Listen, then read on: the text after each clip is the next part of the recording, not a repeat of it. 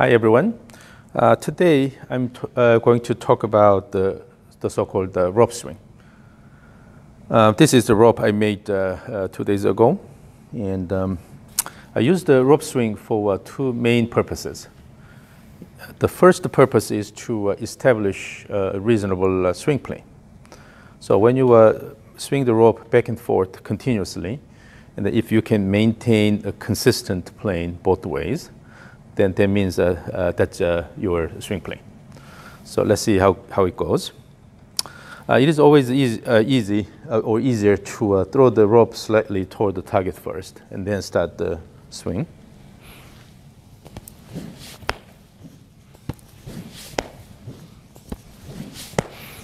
In doing this, instead of using your arms a lot, try to use your lower body more so that you can consistently swing the rope back and forth.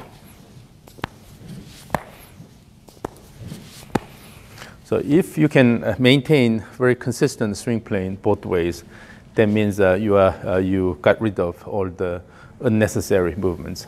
So your body as a whole try to provide this consistent swing plane. So that's what's important. And then in doing the rope swing, you can always control the slope of the plane to a certain extent. So if you want to maintain a bit more upright plane or flatter plane, you can certainly do that.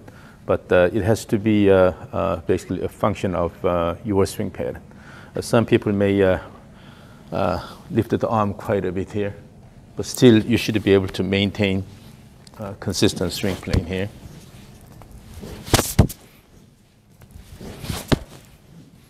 So I'm not going to say here which plane is better, but it depends on your swing style.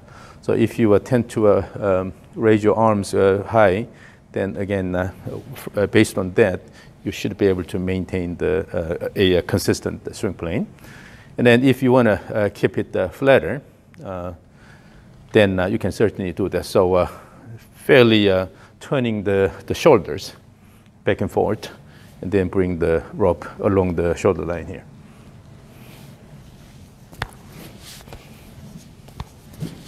Like this.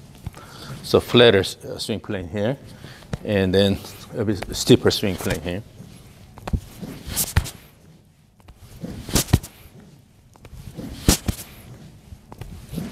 So again, it's a function of your swing style. And one aspect you need to pay attention to is opening of the chest early.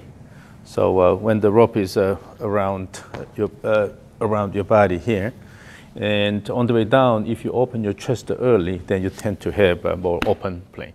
So it is important to start the downswing with a more closed shoulder position, so that you can again maintain a consistent swing plane here, instead of opening and then pulling the rope inward. The second purpose of the rope swing is to control the overall timing of the transition. So if you have a tendency of rushed downswing, then before the rope is completely wrapping around your body, then you start pulling the rope down. So something like this.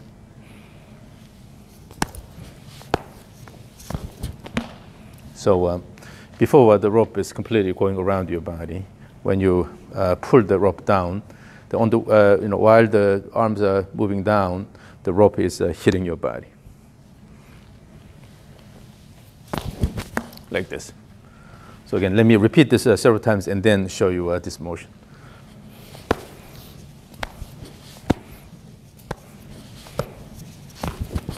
So something like this. So we have to wait until the rope goes around your body and then finishes here, then start the downswing. So this will give you more time at the end of the backswing, and then you will have a mature transition from the backswing to downswing. So whenever you rush down, then you tend to use your arms a lot. So by waiting until the backswing is matured, then let it go by using the body. This is really important. And another aspect is if you are on the way back, if you stop somewhere here, let just the rope go here, then the rope will hit your body. It will just drop on your body. So Okay, this is because your upper body pretty much just, stops here, and then rope, because of the inertia, the ropes keeps going and then hit your body like this. But this is not the ideal one. You have to have a continuous backswing motion, so they let the end of the rope go around your body and they end up somewhere here. Okay, so again, depending on the slope of the swing plane, the rope may cross the upside of the shoulder or side of the shoulder here, but where it crosses the shoulder and then ends up somewhere here under the armpit. So let the rope go around your body and then it ends up here. Then start the downswing. So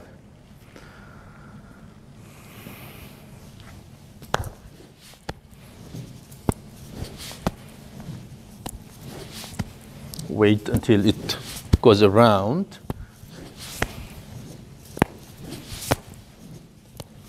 And then in doing this, when you just wait, then it means a pause. But actually what happens is during the backswing, you will shift away from the target, and then you will have a recentering motion here. So although you are waiting for the rope going around your body, but still your body is doing this recentering motion. So your body never stops. It's a continuous motion, but simply to not rush down. That's the key point here. Again.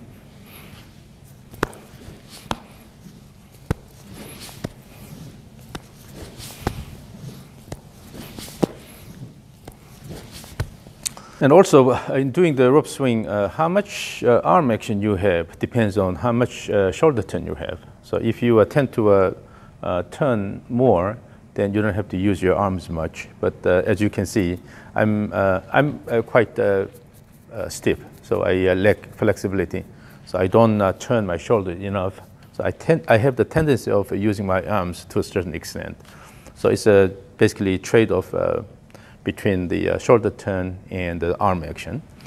So if you intentionally turn more, then on the way down, you can also use the shoulder turn to throw the rope. Or if you have less turn, then you tend to use the arms here. That's what I'm doing, but always it's important to have enough shoulder turn, continuous shoulder turn, and on the way down, you can also take advantage of the shoulder turn instead of using the arms early. So again, so I'm exaggerating my shoulder turn here.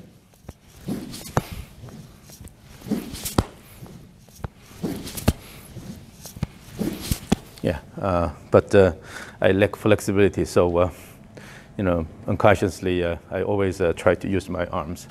But you can play with the amount of shoulder turn and also the involvement of the arms, and you can come up with a comfortable combination of the two. And you can introduce several variations to the rope swing. For example, you can choke up intentionally, so make it shorter, and then you can increase the tempo, something like this. And then use your body and try to have a continuous but relatively faster motion here.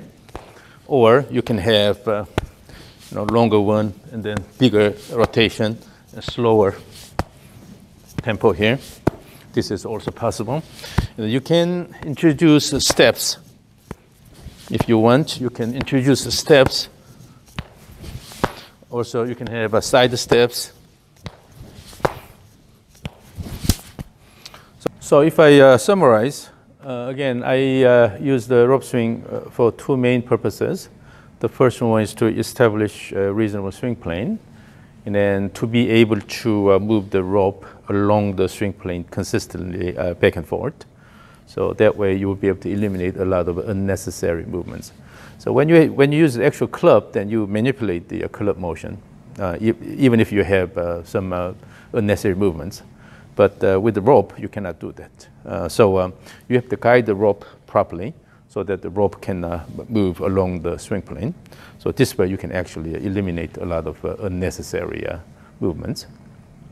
And then the second purpose, is to control the timing of the transition. So it is important to have a mature transition. That means you have to wait until you have enough transition, and then start the downswing instead of rushing down. During the transition phase, what we expect is sort of a sequential transition of the body parts. So the pelvis changes the direction of rotation first, and then the thorax, shoulders, arms, and then the club. So that's what we expect. But actually also during the transition phase, the lower body will work with the ground, and then you can actually generate large amount of torque so that you can start the downswing with a really good initial condition. So the transition phase is more than just a sequential transition, but actually in terms of the go-for-ground interaction, this transition phase is really important. So in the future episode, I will talk about what happens during the transition phase. Thank you.